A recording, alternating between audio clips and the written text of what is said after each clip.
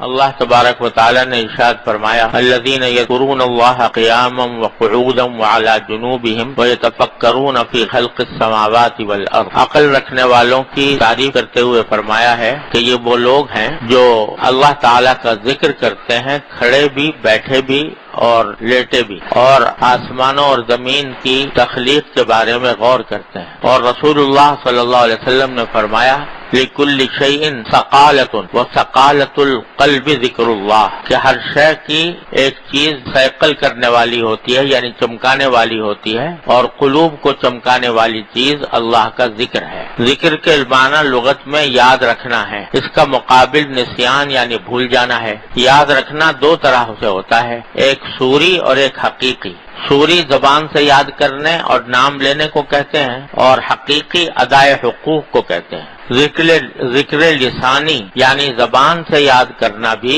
ذکر اللہ کا ایک فرض ہے مگر ناقص، اور ذکر حقیقی ذکر اللہ کا فرض کامل ہے۔ اگر دونوں جمع ہو جائیں یعنی ادائے حقوق کے ساتھ ذکر لسانی بھی ہو تو سبحان اللہ درجہ اکمل ہے۔ غرض کوئی خیر دنیا و آخرت کی نہیں ہے جو ذکر اللہ میں نہ آ گئی ہو۔ یہ جو بار بار عرض کرتا ہوں کہ اپنے سوچ کا رخ موڑنے کی ضرورت ہے کہ دن رات ہم جو دنیا کے کاموں اور دنیا کی راحتوں اور اس کی لذتوں کے خیال میں مگن رہتے ہیں، ان خیالات کا رخ اللہ جل جلالہ کی طرف، اللہ تبارک و تعالی کے ذکر کی طرف اور اللہ تبارک و تعالی کی نعمتوں کی طرف موڑنا چاہیے، اور اس رخ موڑنے کے نتیجے میں انشاءاللہ اللہ تبارک و تعالی سے دن بدن قرب حاصل ہوگا۔ اللہ تبارک و تعالی ہمیں آپ کو سب کو اس کی توفیق عطا فرمائے۔ لیکن یہ جیسا پہلے بھی عرض کیا تھا، یہ ایک لمحے میں، ایک دن میں، ایک دم سے یہ بات نہیں ہوتی، کیونکہ انسان کے خیالات جو ہیں وہ اس کے اختیار میں نہیں ہوتے ہیں، اکثر و بیشتر غیر اختیاری طور پر خیالات آتے رہتے ہیں۔ لیکن اللہ تبارک و تعالیٰ کی سنت یہ ہے اور تجربہ بھی یہ ہے کہ جس چیز کی اہمیت زیادہ ہوتی ہے اور جس سے محبت زیادہ ہوتی ہے اس کا خیال زیادہ آتا ہے۔ اگر انسان کو اپنے پیسے کمانے کی اہمیت ہے دل میں اور دنیاوی راحت و آرام کی اور لذتوں کی اہمیت دل میں ہے تو اسی کے خیالات زیادہ آئیں گے۔ کسی شخص سے، کسی ذات سے، کسی کام سے، کسی چیز سے محبت ہے تو اس کے خیال زیادہ آئیں گے۔ تو اللہ تبارک و تعالیٰ کے حضور پیش ہونے اور اللہ تبارک و تعالیٰ کے سامنے جواب دہ ہونے کی اہمیت جب دل میں بیٹھے گی کہ پتہ نہیں کس وقت میری موت آ جائے، کس وقت میری آنکھ بند ہو جائے، کس وقت میں قبر میں پہنچ جاؤں، کس وقت میں اللہ تبارک و تعالیٰ کے حضور حاضر ہو جاؤں، جب اس بات کی اہمیت دل میں آئے گی کہ آخرت زیادہ اہم چیز ہے بنسبت دنیا کے، دنیا کا کچھ پتہ نہیں کتنے دن کی ہے، اور جو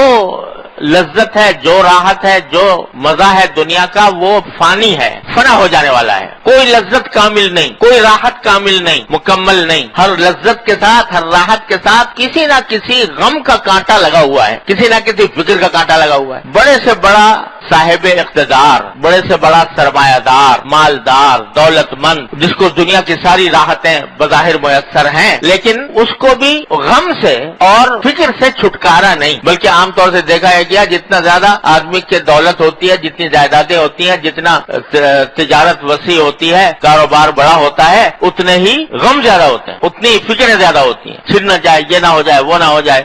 ہر رات دن رات آدمی اس فکر میں مبتلا رہتا ہے۔ تو دنیا کی نہ کوئی راحت مکمل اور نہ کوئی لذت مکمل، ہر ایک کے ساتھ غم کا، فکر کا کانٹا لگا ہوا ہے، اور آخرت اول تو دائمی، ہمیشہ کے لیے، کبھی ختم نہ ہونے والی، اور اس میں اگر اللہ تبارک و تعالیٰ اپنے فضل و کرم سے، اپنی رحمت سے نواز دیں اور اہل جنت میں شامل فرما لیں تو صرف ایک نعمت کا آپ تصور کیجئے جو قرآن کریم میں بیان فرمائے لا خوف علیہم ولا ہم یحزنون، اور بھی کچھ نہ ہو، صرف یہ نعمت کہ نہ کوئی خوف، آئندہ کا کوئی خوف نہیں، یہ ہو جائے گا وہ ہو جائے گا، کوئی فکر نہیں، خوف نہیں، ولا ہم یحزنون، اور نہ کبھی غم ہے کہ پیچھے کیا ہوا تھا کیا نہیں ہوا تھا، سب غم مٹ گئے، سارے خوف مٹ گئے، اور کچھ بھی نہ ہو تو انسان کا خوف اور غم سے خالی ہو جانا یہ اتنی بڑی عظیم نعمت ہے کہ آج ہم اس کی کا تصور بھی نہیں کر سکتے۔ اس واسطے کبھی لمحہ کوئی ایسا آیا نہیں زندگی میں کسی بھی انسان پر کہ نہ اس کو خوف ہو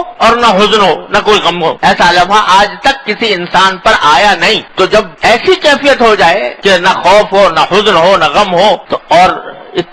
یہ نعمت ہی اتنی بڑی ہے کہ کچھ اس کا حد و حساب ہے۔ تو اگر اللہ تبارک و تعالیٰ آخرت کی اہمیت دل میں ڈال دے، جس کو قرآن کریم میں فرمایا کہ وہ تؤثرون حیات الدنیا والآخرۃ خیر وابقیٰ، تم دنیاوی زندگی کو ترجیح دیتے رہتے ہو ہر وقت، حالانکہ آخرت خیر بھی ہے، یعنی سراپا خیر ہے، اس میں کوئی شر کی آمیزش نہیں، راحت ہی راحت ہے، لطف ہی لطف ہے، اور لذت ہی لذت ہے، وہ خیر بھی ہے وابقیٰ،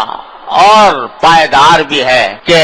ہمیشہ رہنے والی، کبھی ختم نہیں ہونے والی۔ تو اللہ تبارک و تعالیٰ اپنے فضل و کرم سے آخرت کی اہمیت اگر دل میں بٹھا دے تو پھر جس چیز کی اہمیت ہوتی ہے اس کا خیال بھی زیادہ کہ اس کو میں درست کروں، اس کو بہتر کروں۔ دوسرے، محبت، اللہ جل جلالہ اپنے فضل و کرم سے اپنی محبت عطا فرما دے، اور دعا مانگتے رہنا چاہیے کہ اللہ اپنی رحمت عطا، اپنی محبت عطا، اللہم ارزقنی حبک وحب من یحبک، اے اللہ اپنی محبت عطا فرما اور جو آپ سے محبت کرتے ہوں ان کی محبت عطا فرما۔ تو محبت اللہ تبارک و تعالی عطا فرما دے تو جس چیز کی محبت ہوتی ہے اس کا